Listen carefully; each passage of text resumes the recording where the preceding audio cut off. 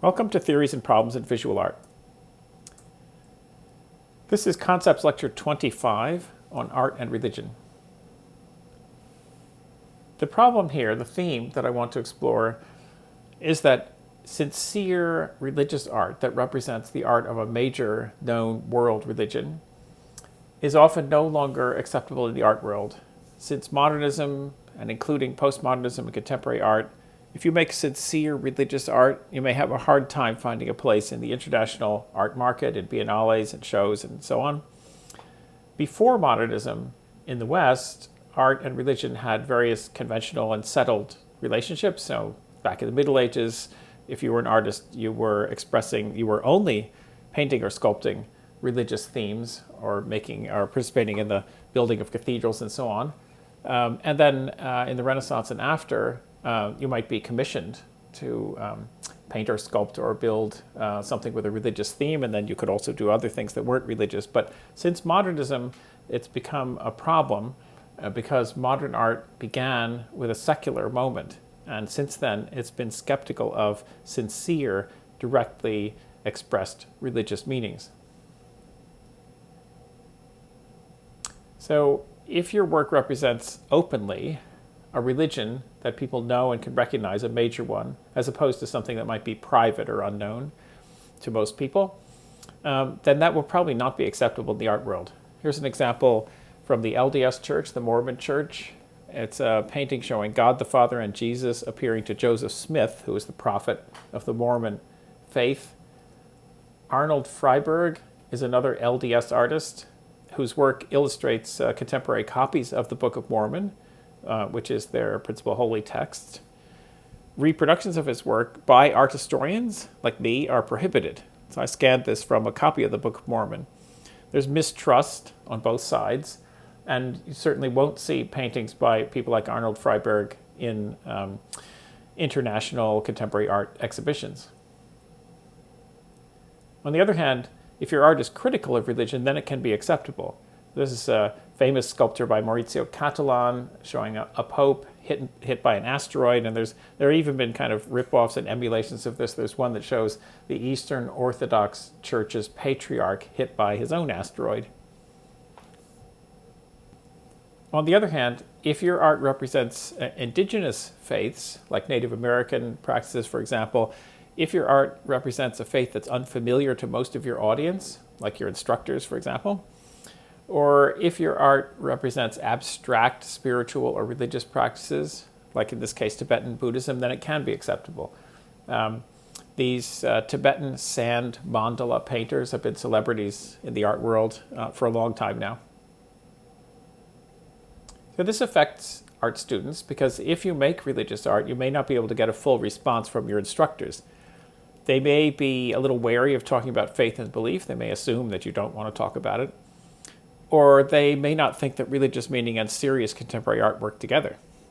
This also means that if you want to make serious, straightforward religious art, you often have to leave art schools. This is Vladislav Andreev, who's the founder of the Propasant School of Iconography, where you can learn to paint Orthodox icons if you want to. The idea that modern and postmodern art don't go with religion goes back to the first generations of modernism in the 20th century, which was often political and utopian and anti-establishment. And that idea has come to be reflected in mainstream art history.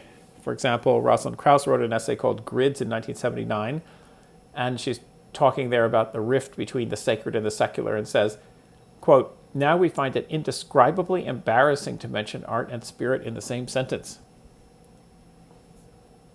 And my favorite along these lines is the English art historian Tim Clark in this book, who says, "I will have nothing to do with the self-satisfied leftist claptrap about art as substitute religion."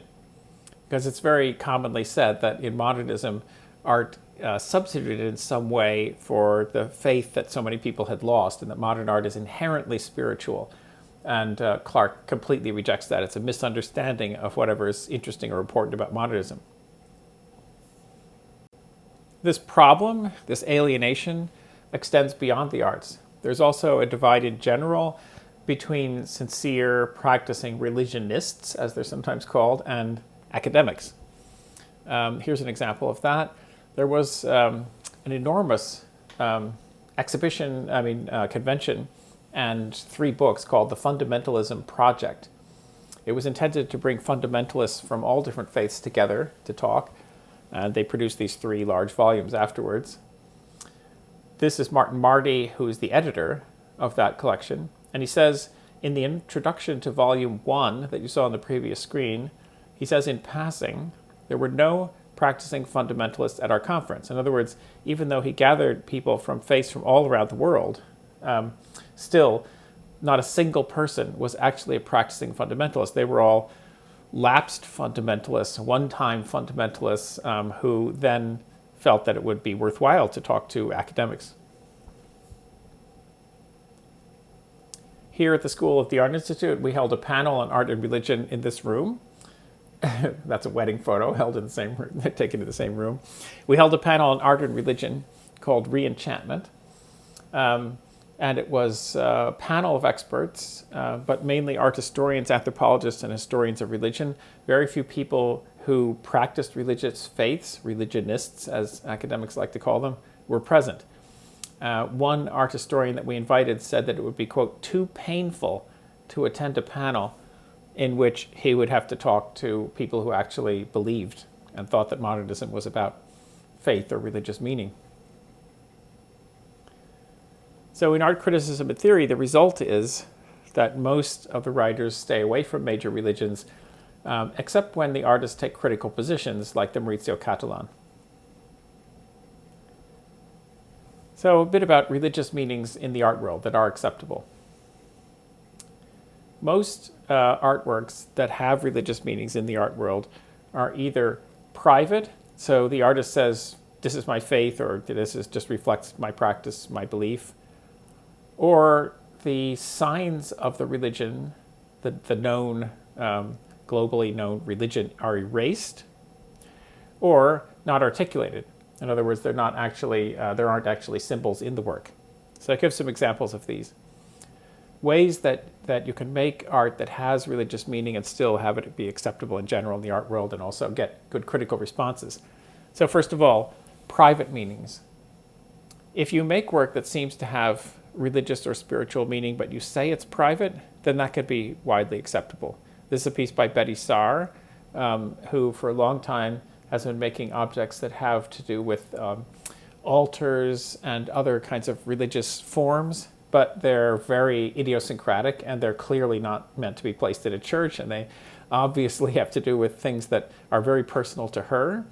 And so it's not something that would be objectionable. It's the kind of thing you could get a good critique and a lot of open conversation about this kind of thing, because people will assume that whatever you want to keep private, you'll just keep it private. They don't have to deal with the fact that you're using widely accepted signs of a major religion. A second strategy that you can take is to erase explicit meanings. Just make sure that you blur or you cover over or you omit any legible symbols of religion, or you assemble your symbols in a way that they don't make a normal kind of a message like would be found in your faith. So for example, in the 1980s and 90s, Anselm Kiefer's work was successful in part for this reason. He painted large landscapes with biblical words, like in this case, seraphim at the top right, you can read, which is a kind of angel, and symbols that could easily be understood as religious symbols, like the ladder, which might remind people of Jacob's ladder in the Old Testament, and a snake at the bottom of it, as in the Garden of Eden. But he didn't make paintings that have clear religious meanings. And a lot of the time he is obscuring things so you can't quite see things, and his symbols don't quite fit together, and so on. This is the commonest strategy among art students who want to explore religious meanings. Often the work begins with clear references to religion, and then they're taken away. They're erased or burned. Sometimes only an abstraction remains. This is another piece by Kiefer called The Secret Life of Plants, which is one of a number of different book projects he did. He also made books out of lead, and he burned books and so on.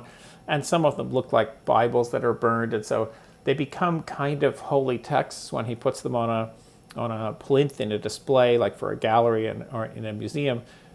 But they're not legible, they're not readable anymore as holy texts. So They can refer, in this case, to sacred objects and even to faiths, but they don't do so in a way that you can actually figure out. Another option is to show your work in holy spaces instead of galleries. This is actually much more common on the other side of the Atlantic, in my experience, than it is in the United States. But here's an example. In the States, this is Dayton Castleman, who was a graduate of the School of the Art Institute. This is a permanent exhibition that he has in a church in Philadelphia called Tilting at Giants. It's an allusion to the biblical book Acts of the Apostles, which describes how the Holy Spirit visited Jesus and the apostles. And in Acts of the Apostles, there's a description of a, quote, great wind which swept through the hall where the apostles were. Of course, this is inside a church, so there is never going to be a great wind, and 12 candles representing the 12 apostles. So Castleman's work erases some of the meanings of the original story, erases the figures, obviously, and adds in some other elements. He's worked with farm turbans. Unironic religious meanings can sometimes be more explicit when the work is not shown in a gallery. So just by putting this in a church, having it as installation in a church, makes it possible to erase more meanings, erase them differently, and add other elements. The idea of erasing meaning has been explored by a philosopher named Mark C. Taylor, who's also written on Anselm Kiefer. One of the fundamental ideas in this kind of art is that the church, for example, just to take Catholicism as an example, the idea is that the church, the institution of the church, has been ruined by dishonesty and corruption, theft, complicity with war, child abuse, and so on. And the church's rituals are therefore no longer believable, and people feel they can't really participate in the church as it exists, and yet they feel that something inside or beneath those ruined rituals and that ruined institution can be salvaged. So the idea is that somehow the outer symbols or appearances of the church can be removed. The vestments, the figurative paintings, and so on. If you can remove enough of those, then it might be possible to find something inside. Maybe even have to burn the holy book completely in order to remove all the things that have been ruined about it. But somewhere inside, it might be possible to retrieve something like belief. Third strategy, it's also possible to make your work acceptable if you make work that you don't yourself fully understand or intend or control. So you're not actually erasing anything. You're just making work intuitively, making work based on feelings, and you're not using signs and symbols. Olafur Eliasson's installation in the large hall, the Turban Hall, as it's called in the Tate Modern in London, is an example of that. He installed this large sun-like light, and he had a mirrored ceiling. You could see the reflections of the people up at the top there. Eliasson's installations tend to be immersive, sublime, awe-inspiring, meditative. These are all potentially religious ideas, but he doesn't speak about them in those terms. I have a bit of a video here to give you an idea of that.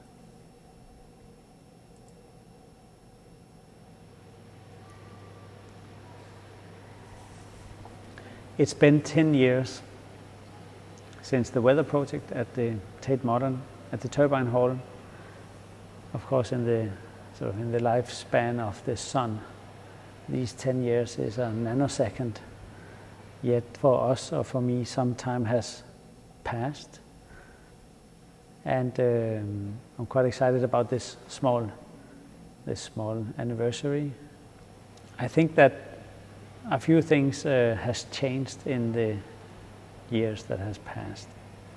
And when we sort of celebrate an anniversary or something like that, it's not necessarily to sort of go back and sort of enjoy the past or romanticize and all of that. No, I actually think it's a way to kind of make the past a co-producer of the present, of what are we doing now, and make sure that once we actually address something that has happened, we do it now.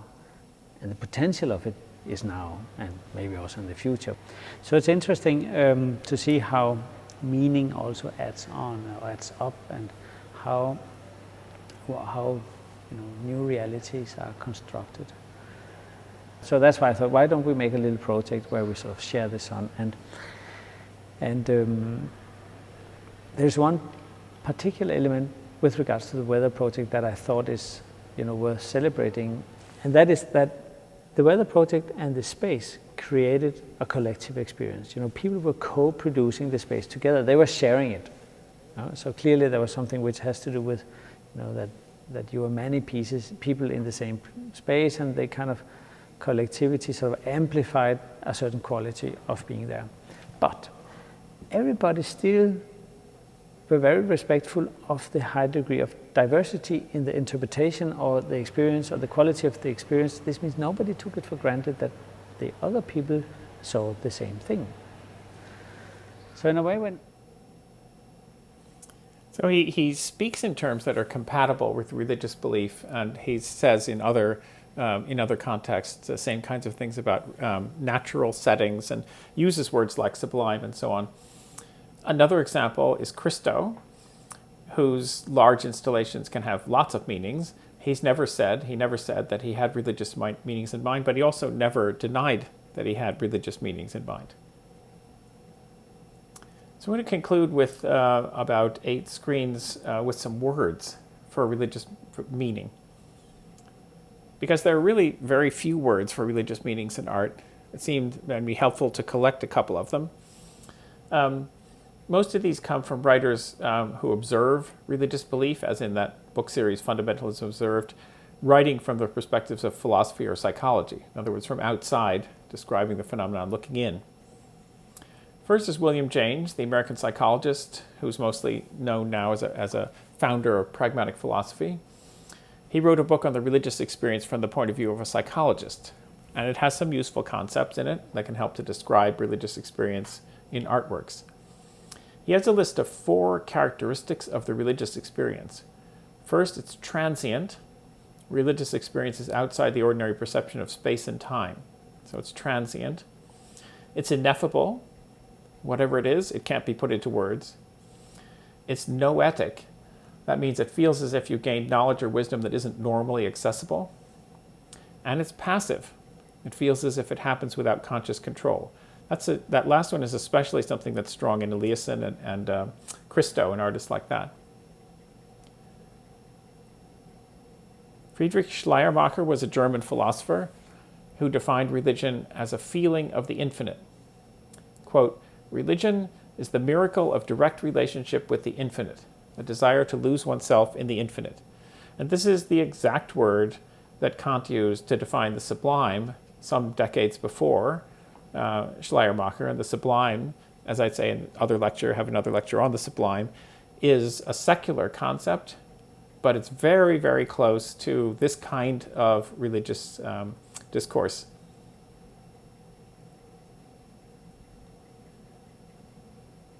There's also mystical experience. In the Christian tradition, a mystical experience has to do with the ineffable, transformative presence of the holy.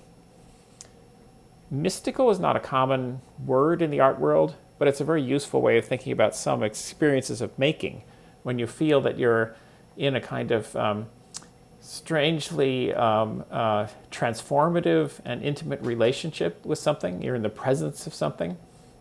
That then you could use the vocabulary of mystical experience. Rudolf Otto wrote a very interesting book called The Idea of the Holy. This book is the origin of the word numinous. Numinous is a kind of a cult word, if there is such an expression. It's a word that a lot of people don't know, but if you know it, you tend to become really fascinated with it and use it a lot. Numinous is a word that that Otto invented, to describe a state of mind outside of language and reason that's fundamental to the religious experience. He defines numinous as a feeling of mysterium tremendum et fascinans, mysterious terror and fascination in the presence of something that is wholly other, outside of language and reason. This book was an attempt to combine mysticism and Kantian philosophy, and it was also influential in people who are often cited in the art world, like Jung and Mircea Eliade.